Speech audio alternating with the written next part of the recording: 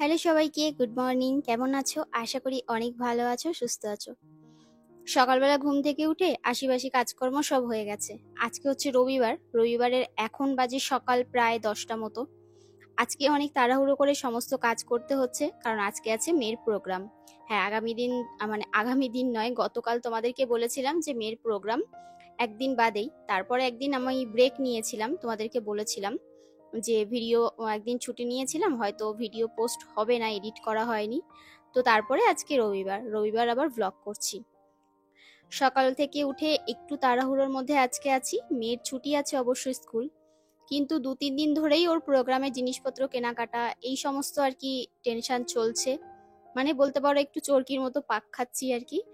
গতকাল বিকেলেও গেছিলাম, ওর কিছু অর্নামেন্টস বাকি ছিল আর কি। বাকি ছিল বলতে ওর নোজপিনটা হারিয়ে গেছিল, সেটাই আর কি কিনতে গেছিলাম। ওটা আবার এখানে পাওয়া যায় না, অন্য জায়গা থেকে এনেছি। তো যাই হোক, সকালবেলা উঠে এদিকে তাড়াহুড়ো করে বাসন মাজলাম। তারপরে ঘরের অনেকগুলো কাজ করলাম। উজ্জ্বলকে উঠিয়ে স্নান করিয়ে দিলাম, যেটা সব থেকে আমার সকালের বড় কাজ। ওর কাজটা হয়ে গেলে, কারণ ওর কাজটা করতে অনেকটা সময় লাগে, তো আসলে তারপরের ঘরের কাজগুলো আস্তে আস্তে করে নেওয়া যায়। কারণ সংসারের কাজগুলো চাইলে তুমি 2 ঘন্টার মধ্যেও শেষ করে নিতে পারবে সকালে উঠে এক নিঃশ্বাসে দৌড়ালে। তারপরেও দেখবে যে একটা মানুষ যখন থাকবে তার দেখাশোনা তোমার ওপর, তখন একটু অসুবিধা হয় সবকিছু ম্যানেজ করতে। হ্যাঁ, তারপর তবুও বলবো ঠিক আছে, অসুবিধার কিছু নেই। মানুষটাকে যদি তুমি মন প্রাণ থেকে ভালোবাসো, তাহলে তার জন্য তুমি সারা জীবন সবকিছুই করতে পারবে, এটা এমন কিছু না, তাই না? জাগে দেখো, ও বললো যে কণিকা একটু মুড়ি মেখে দেবে, খিদে পেয়েছে। আমারও প্রচন্ড খিদে পেয়েছে আজকে, কেন জানি না। তো আমাদের তো আবার একটু টান আছে একে অন্যের প্রতি। কারণ একজনের খিদে পেলে সেটা আরেকজন মানে আমি যেটা পছন্দ করব, সেটা জানি না কি করে আস্তে আস্তে ওরও পছন্দ হয়ে যায়, বলে এটা আমারও পছন্দ, বিশেষ করে খাওয়ার জিনিসগুলো।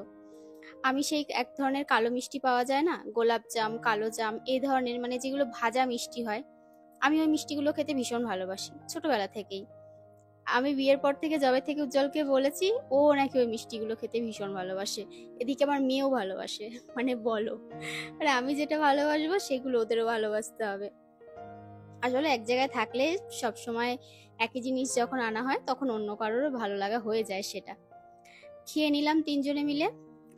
তিনজনে নয় আর কি, দুজনেই খেয়েছি। মেয়ে যদিও সকালে খেয়েছে, ভাত খেয়েছে। আর তারপরে এদিকে ডিম এনেছিলাম, আজকে ভাবছি ডিমের কারি করব তাড়াহুড়ো করে। আর অন্য কিছু এবার রান্না বান্না করব না, কারণ ফ্রিজ থেকে মাছ বের করে রান্না করতে গেলে ওই বরফ গলিয়ে অনেকটা সময় লেগে যাবে। আর আমি যতটা তাড়াহুড়ো করে পারছি করছি, কারণ এবছরের মেকআপটা ওখান থেকেই মেকআপ আর্টিস্ট মানে সে করা হয়েছে, আনা হয়েছে 4জন মেকআপ আর্টিস্ট। তো তারাই ওখানে সাজাবে আর কি। তো ওই জন্য বাড়িতে মায়েদেরকে সাজানো এবছর অ্যালাউ করবে না, যে কারণে ওখানে নিয়ে যেতে হবে। আর ওখান থেকে সাজিয়ে তারপর ড্রেস ট্রেস সব পরিয়ে, ওখান থেকে অর্নামেন্ট সব পরিয়ে একেবারে স্টেজে নিয়ে যাওয়া হবে। আর প্রোগ্রামটা হবে হচ্ছে তোমার আমাদের শ্যামনগরেই একটা ভবনে, রবীন্দ্র ভবন আশা করি নাম ওইটার। তো ওখানটাতেই হবে, প্রচুর বড় করেই হবে এবার। আর আগে একবারও হয়েছিল। তো এদিকে দেখো তেল ফুরিয়ে গেছে। তো তেল ফুরিয়ে গেছিল কালকেই।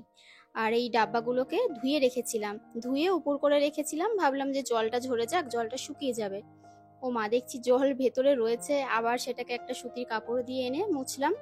মুছে তারপরে আবার এই তেল ভরছি। তো দুটো তেলেই ভরে নেব। আর এই যে একটা তেল এনে রেখেছিলাম সেদিন, ভেবেছিলাম ওই যে মিষ্টি বানাবো, তোমাদেরকে বললাম, কিন্তু ওটা সময়ের জন্য বানানো হয়ে ওঠেনি। বাড়িতে ট্রাই করব, কারণ দুধ এনে রেখেছিলাম, দুধ ছিল ঘরে।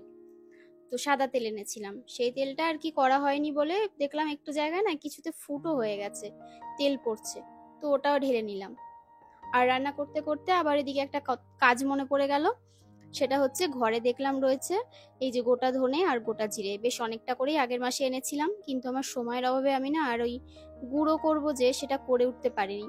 আমি অনেক জায়গায় দেখেছি, অনেকেই বলে যে দোকান থেকে কেনা ওই ধনের গুঁড়ো জিরের গুঁড়োগুলো রেডিমেড গুলো না খাওয়াই ভালো, ঘরে একটু কষ্ট করে তৈরি করে নিলে ঠিকঠাকই হয়। কিন্তু আমাদের না মিক্সিটাও খারাপ হয়ে গেছে। এই যে গুঁড়ো করতে গিয়ে আমার যে কি নাকানি চোবানি অবস্থা হয়েছে, মানে তোমাদেরকে কি বলবো। কিছুতেই গুঁড়ো হচ্ছে না, আর ঘ্যার ঘ্যার ঘ্যার ঘ্যার করে আওয়াজ হচ্ছে, এত জোরে জোরে লাউড আওয়াজ হচ্ছে জানো না। তো তারপরে কোনো রকমে করলাম, আর কি করব। আর ওদিকে দেখো ডিম সেদ্ধ বসিয়ে দিয়েছি। জলের মধ্যে। আর এবার এই যে আলুগুলোকেও ছালছি, আলুগুলোকেও ভাবছি একটুখানি হালকা করে সেদ্ধ করে নিই, তাহলে তাড়াতাড়ি করে রান্না হয়ে যাবে। আর ওদিকে চাল ধুয়ে ভাতও বসিয়ে দিয়েছি। তো ওকে বললাম যে তাহলে খালি ডিমের কারি করি, বলছি কি না না একটু আলু দাও। এই আলু খাওয়া নিয়েও সমস্যা, জানো না। সমস্যা বলতে কি, মানে ওই সমস্যা নয়, আমিও যেহেতু আলু খেতে ভালোবাসি, আমি তোমাদেরকে বরাবরই বলি যে মাংসের মধ্যে আলু ছাড়া আমি খেতে পারি না। কারণ এই মাংস 1 পিস খেলে আলু খাবো 2-3 পিস, এরকম হচ্ছে আমার ব্যাপার। তো মানে ঝোল আলু দিলেই আমার হয়ে যায়, সেরকম উজ্জ্বল এখন বলে একটু আলু দিও মাংসের মধ্যে। যদি কিছু রান্না করতে যাই বলি আলু দেবো না, না না আলু দাও, আলু ছাড়া খাওয়া যায় নাকি। আর আগে বলতো কি আলু দেবে না কোনো কিছুতে, আলু দিলে খাওয়া যায় না, এরকম বলতো, জানো না। মানে টেস্ট গুলো সব বদলে গেছে এই আর কি। আর এদিকে আলুটাকেও দিয়ে দিলাম সেদ্ধ হওয়ার জন্য।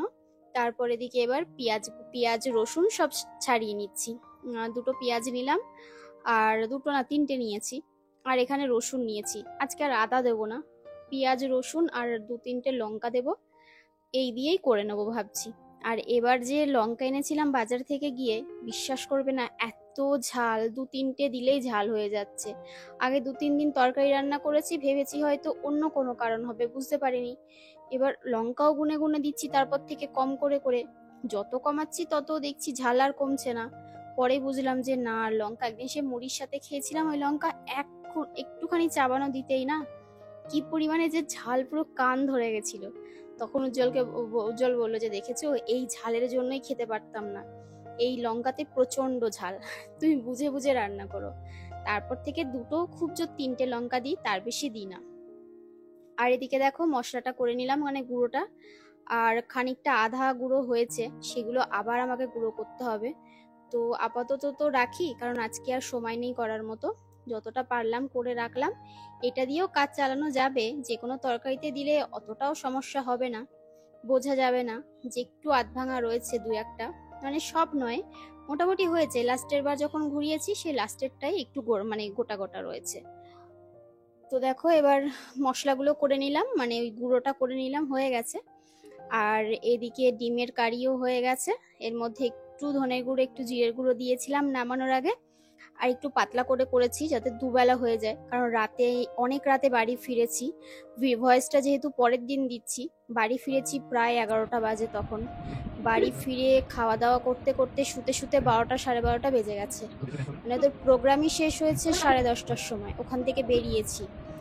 তারপরে ওখান থেকে মেডেল দেওয়া হলো, সার্টিফিকেট দেওয়া হলো, সেই সমস্ত আনতে আনতে একটু সময় লেগেছে। আর এদিকে তারপরে দেখো রেডি হচ্ছি আমি।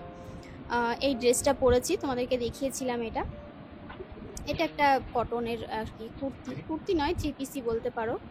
আর তার সাথে একদম সিম্পল সাজিয়ে যাব।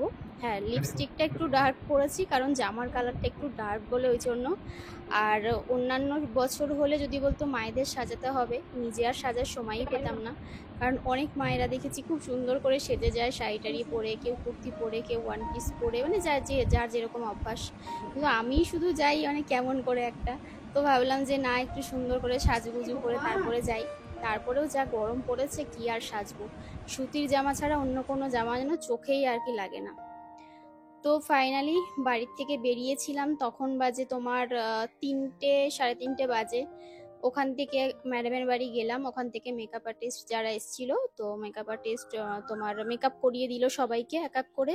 তারপরে ওখান থেকে বাচ্চা নিয়ে বেরিয়ে আমরা স্টেজে আসলাম, আবার শ্যামনগর ওই ভবনে আসলাম। আর এই ভবনটা অনেক বড়, প্রচুর মানুষ এসেছিল। আমরা যতক্ষণে ঢুকেছি ততক্ষণে অলরেডি মানে অন্যান্য যে একাডেমিগুলো আছে তারা অলরেডি তাদের নাচ করছিল আর কি, তাদের স্টুডেন্টরা। তো আর আয়স্মিতা ওদের এখন ওই দেখো আমরা চলে এসেছি, আর ম্যামও সবাই এসছে, মানে সবাই আমরা একসাথে এসেছি, সবার টাইম যেহেতু আলাদা আলাদা। তো আয়স্মিতা এখানে দেখছে, আরো যারা ছিল তাদের নাচগুলো আর কি দেখছিল, আর ওর মেকআপটা দেখিয়ে দিলাম এভাবেই। আর এই যে এখন ওদের পারফর্ম হচ্ছে, ভীষণ কিউট কিউট, এত খুদে খুদে সব, আর এত ভালো লাগছিল দেখে। আমার ভীষণ ভালো লাগে যখন স্টেজে উঠে সবার সাথে নাচ করে না, মানে একটা অন্যরকম ফিলিংস হয়, মানে সেটা তোমাদেরকে বলে বোঝাতে পারবো না, ভীষণ ভালো লাগে। তো এটা ছিল ওদের নাচ আর কি। প্রচুর ভিড় হয়েছিল, প্রচুর মানুষ এসেছিল, অনেকগুলো একাডেমি এখানে মানে সবাইকে বলা হয়েছিল। আমরা যখন এসেছিলাম মোটামুটি তখন বেশ কয়েকজনের নাচ অলরেডি হয়ে গেছিলো। তারপরে আমরা একটু বসেছিলাম, তারপরে ওদের যে ডান্স একাডেমি যে গ্রুপের যে নাম সেটা ধরে ডাকলো, তারপরে বলল যে স্টুডেন্টদের যেতে ব্যাক স্টেজে। তারপরে ওরা যেহেতু সবার থেকে ছোট ছিল তো ওদেরটাই সবার আগে হলো। ওদের পরপর আর কি দুটো গানে নাচ হয়েছে, একটা কি একটা গনসা বলে একটা কিছু, আমি ঠিক অতটা জানি না, আর একটা হচ্ছে মাইয়া যশোদা।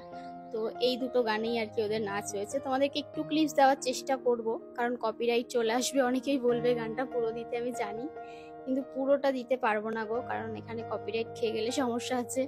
তো আমারও ভীষণ ইচ্ছা করছিল পুরো নাচটা তুলে তোমাদেরকে দেওয়ার, আমিও পুরোটা তুলিনি, একটু কেটে কেটে তুলেছি, কারণ আমি জানি পুরোটা তোমাদেরকে দিতে পারবো না। আর একটাই কথা বলবো যে সবাই একটু আশীর্বাদ করো আমার মেয়েটাকে, যেন জীবনে অনেক বড় হয়, যে কোনো দিক থেকেই হোক না কেন মানুষের মতো মানুষ হয়। সবার থেকে আগে যেটা দরকার সেটা হচ্ছে মানুষ হওয়া। আর সত্যি কথা বলতে ওকে স্টেজের ওপর দেখে না আমার মানে এতটা ইমোশনাল হয়ে যাই এই জিনিসগুলো, আশা করি তোমরা বুঝতে পারবে। তো এটাই চাই, জীবনে একটু নিজের মতো করে মানুষ হোক। আমরা বাবা মায়ের দিক থেকে যতটা চেষ্টা করার আমাদের দিক থেকে চেষ্টা করব, বাদ বাকিটা তো আবার দেখা যাক কতদূর কি হয়, আমরা বলতে পারবো না। হ্যাঁ, চেষ্টা আমরা 100% করব। তো চলো আজকের এই ভিডিওটা এই পর্যন্তই রাখলাম। সবাই খুব ভালো থেকো, সুস্থ থেকো, আবার দেখা হচ্ছে তোমাদের সাথে নেক্সট ব্লগে। যদি কিছু ভালো লেগে থাকে লাইক কমেন্ট শেয়ার করো আর চ্যানেলটা সাবস্ক্রাইব করে দিও। টাটা।